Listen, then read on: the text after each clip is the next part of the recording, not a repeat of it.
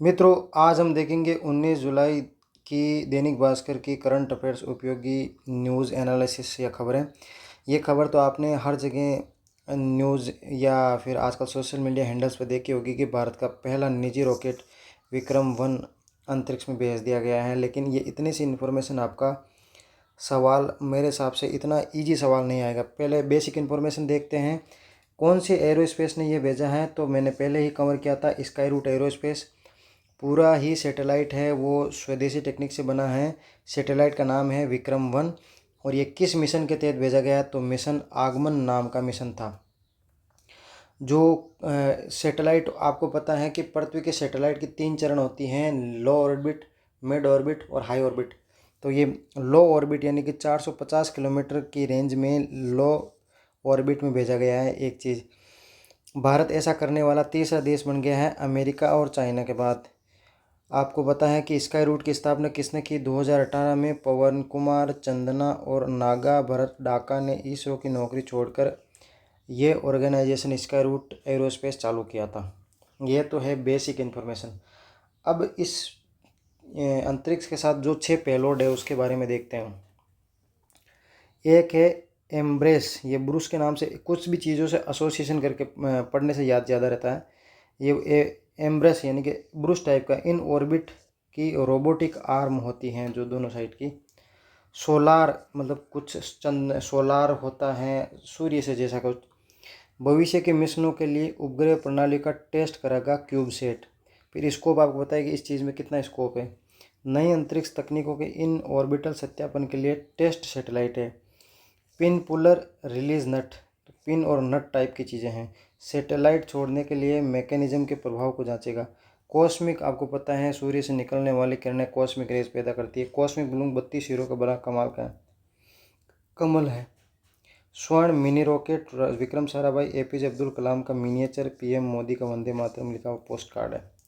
ये इन्फॉर्मेशन है, ये कंप्लीट इन्फॉर्मेशन है। और भी कुछ आगे डेवलप होती है तो मैं आपको बताऊंगा, लेकिन ये सवाल ज़रूर आएगा। लेकिन यदि सवाल डेप्थ में आता है तो आपको इतनी चीज़ें तैयार करनी चाहिए। एक खबर है कि चूंकि राजस्थान साइंस एंड टेक्नोलॉजी के रिसर्च में पीछे हैं और पहली बार कोई कमाल किया है। और दूसरी बात है कि ये आरपीएससी को जो ये फसलों के नाम हैं इस पर बहुत ज़्यादा मोह है। हर आरपीएससी के लगभग हर परीक्षा में आ रहा है बिना अपवाद के। सरसों की नई CS 68, अब आप CS को कैसे कनेक्ट करेंगे? चीफ सेक्रेटरी 68 सरसों की हैं जो कि खारे पानी में भी दुगनी पैदावार करेगी, सेकावाटे के लिए बनाई गई है। और दूसरी बात है, किस किसने विकसित किए हैं? फतेहपुर कृषि अनुसंधान केंद्र के वैज्ञानिक। और फतेहपुर के पास में आपको पता है वहाँ की बाउंड्री हरियाणा से लगती है, तो ICR करनाल, फतेहपुर कृषि अनुसंधान केंद्र और ICR करनाल ने मिलकर ये फसल बनाई है, जो भाई भारतीय ICR अनुसंधान परिषद ने 15 जुलाई को इसकी मंजूरी दे दी थी। ये डबल प्रोडक्शन देगी 22 कुंटल। ठीक है, यह साइंस एंड टेक्नोलॉजी से जुड़ी हुई खबर थी। एक खबर थोड़ी नेगेटिव और पॉजिटिव दोनों खबरों में है, और चूंकि आरबीएससी की 10वीं किताब में ये व्यक्तित्व के रूप में शामिल हैं तो इसलिए पढ़ना जरूरी है। परमवीर चक्र आपको पता है पीरू सिंह जूनियर के, उसके अंडमान में 2023 में उनके द्वीपों पर उनका नाम रखा गया था, लेकिन पैतृक घर में उनके स्कूल का जो नाम था उनके नाम पर वो हटा दिया गया है। 2023 में 21 द्वीपों का नाम रखा गया था पीएम मोदी ने अंडमान द्वीप पर। और झुंझुनू जिला मुख्यालय में आदम का ताम्र की मूर्ति भी लगी हुई है इनकी। और ये बेरी निवासी हवलदार पीरू मीर सिंह शेखावत का जन्म 1918 में हुआ था। 1947-48 में जम्मू कश्मीर में टीतवाला सेक्टर में पाकिस्तान से लड़ते हुए अकेले अपने दम पर पूरी सेना के पीछे मतलब उस दौर के अंदर जो पहाड़ियाँ थी उसमें उन्होंने साहसिकता दिखाई थी। डॉक्टर DP शर्मा राजस्थान के एक एनालिस्ट और सम्मेलन में प्रवक्ता हैं। उनका इंटरनेशनल UN के एक सम्मेलन में भागीदारी थी। तो वो न्यूज़ में है कि संयुक्त राष्ट्र का इकोनॉमिक कमीशन, उसका अंतर्राष्ट्रीय सम्मेलन था cyber security and artificial intelligence. उसमें वैश्विक नियामक सुधार दे और इस पैनल के एक विशेषज्ञ पैनल बनाया गया इससे संबंधित। उसमें ये पहले राजस्थानी थे DP शर्मा साहब। जहाँ भी राजस्थान का व्यक्ति को इंटरनेशनल लेवल पे भूमिका निभाता है तो वह आपको खबर ध्यान में रखनी चाहिए। राष्ट्रीय मुई थाई में राजस्थान ने 6 पदक जीते हैं। राष्ट्रीय मुई थाई चैंपियनशिप, थाई आपको पता है ये लड़ने से संबंधित होती हैं, उसमें राजस्थान ने 4 तो स्वर्ण जीते, एक रजत जीता और एक कांस्य पदक जीता, कुल 6 पदक जीते। इतना ही इन्फॉर्मेशन आपको याद रखना चाहिए। बैडमिंटन ने ये जो पीवी सिंधु हैं जापान ओपन की फाइनल में पहुंच गई है, ऐसा करने वाली है पहले महिला खिलाड़ी बन गई है। इस न्यूज़ में इतना इन्फॉर्मेशन था। फिर ये जो न्यूज़ चलती हैं इसमें देखते हैं, नीति आयोग ने investment friendliness index, investment friendliness index का मतलब होता है किसी देश में कारोबार करने के लिए कितनी आसानियाँ। उसमें आपको पता है कि व्यापार के मामले में जो आगे हैं वही पहले स्थान पे है गुजरात, महाराष्ट्र और तमिलनाडु। राजस्थान का नाम नहीं है। नॉर्थ ईस्ट में उत्तराखंड है। क्या क्या बेसिक है, तो बेसिक्स आपको एक बार आरएस के मेंस में सवाल आया था कि ये ईज ऑफ डूइंग बिजनेस जो वर्ल्ड बैंक बनाता है उसके 10 पैरामीटर्स क्या हैं। बुनियादी ढांचा कितना बढ़िया है, व्यापारिक माहौल कितना अच्छा है, सरकारी नीतियाँ उसको कितना आसानी से अनुमोदित करती हैं, नियामक सुगमता स्रोत क्या है, 8 मानक संख्या याद रखनी चाहिए। फिर ये कि चीन के राष्ट्रपति आपको शी जिनपिंग साहब है, उन्होंने वर्ल्ड आर्टिफिशियल इंटेलिजेंस का कोऑपरेशन ऑर्गेनाइजेशन बनाया ग्लोबल साउथ के लिए। ग्लोबल साउथ आपको पता है कि ये जो डेवलपिंग कंट्रीज़ है जो कि ज़्यादातर साउथ ग्लोब में साउथ की साइड रहते हैं, उनको कोऑपरेशन के लिए एआई पर, उसमें भारत शामिल नहीं है। ब्राज़ील, रूस, दक्षिण अमेरिका और इंडोनेशिया सहित 30 देश शामिल हो गए हैं। फिर ये केंद्रीय औषधीय मानक नियंत्रण संगठन भारत का फैटी लीवर पर पहला वेगोवी इंजेक्शन मंजूर किया है, जो देश का पहला सीएलपी थेरेपी है। ये खबर काम की नहीं है, ये खबर बहुत काम की है।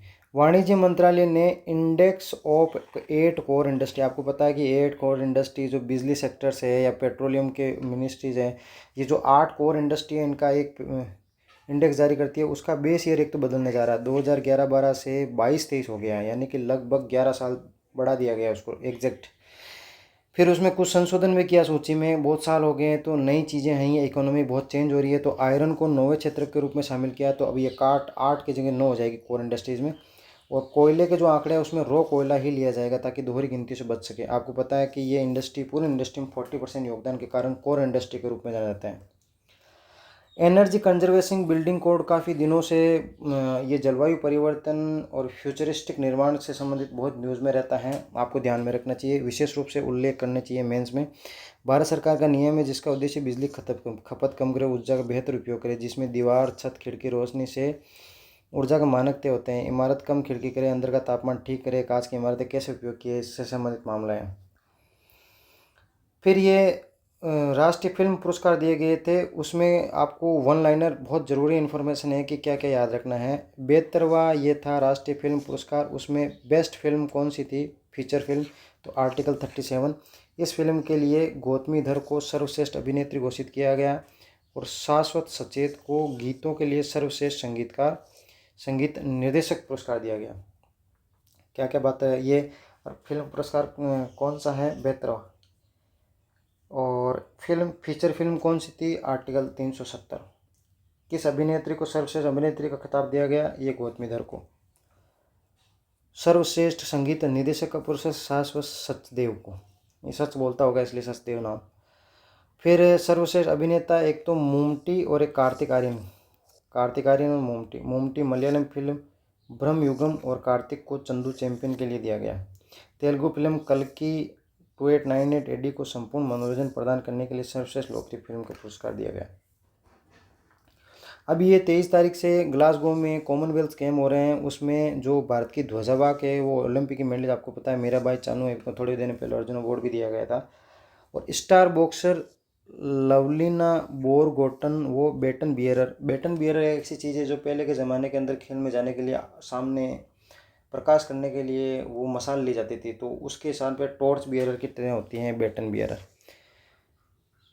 तो मेरा भाई चानू ध्वजवाहक और लवलीना वोरगोटन है वो बेटन बियरर होगी बॉक्सर। अब एक टर्म न्यूज़ में है, बायोलॉजिकल ऑक्सीजन डिमांड और केमिकल ऑक्सीजन डिमांड। ये आना सागर जेल में जो प्रदूषण बढ़ रहा है उसके कारण ये दोनों ही टर्म न्यूज़ में हैं। विशेष रूप से आरएस में दोनों ही टर्म आ सकती है। 5 नंबर में बायोलॉजिकल ऑक्सीजन डिमांड क्या होती है, दोनों में डिफरेंस कीजिए। देखिए बायोलॉजिकल ऑक्सीजन डिमांड का मतलब है ऑक्सीजन डिमांड क्या होता है कि जब भी समुद्र के अंदर जो कचरा होता है उसको डिकम्पोज होने के लिए ऑक्सीजन चाहिए ताकि वो क्रिया कर सके। तो उस कचरे को अपना आप ख़त्म होने के लिए कितनी ऑक्सीजन चाहिए, वो तो होगी बायोलॉजिकल ऑक्सीजन डिमांड। यदि ये ज़्यादा होती है तो इसका मतलब है कि समुद्र के पानी के अंतर्गत उपस्थित अधिकांश ऑक्सीजन कचरे के डिकम्पोज होने में चली जा रही है। इसका सीधा सीधा मतलब यह हुआ कि मछली और अन्य जलीय जीवों को ऑक्सीजन कम मिलेगी और वो मरने के कगार पे होंगे। पहली चीज़ तो ये बायोलॉजिकल ऑक्सीजन डिमांड के दोनों कॉन्सेप्ट क्या होते हैं, ज़्यादा होगी तो जीव मरेंगे। केमिकल ऑक्सीजन डिमांड फॉर्मूला वही है, बायोलॉजिकल की जगह केमिकल लगा दिया गया। इसका मतलब इसमें पोटेशियम डेमोक्रेट मिलाया जाता है, एक केमिकल मिलाया जाता है जिसके माध्यम से वो डिकम्पोजिशन फास्ट कर दिया जाता है।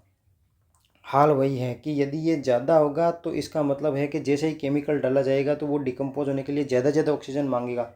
और आपको पता है कि समुद्र के जलीय पानी में ऑक्सीजन की लिमिटेड मात्रा होती है। ऐसे में वो यदि ज़्यादातर ऑक्सीजन उसको डिकम्पोज करने में जाएगा तो जीव जंतु मरने के कगार पर रहेंगे। तो biological oxygen demand, chemical demand, oxygen दोनों कम होनी चाहिए। आज के न्यूज़पेपर में इतना ही था। चैनल को सब्सक्राइब करें। धन्यवाद।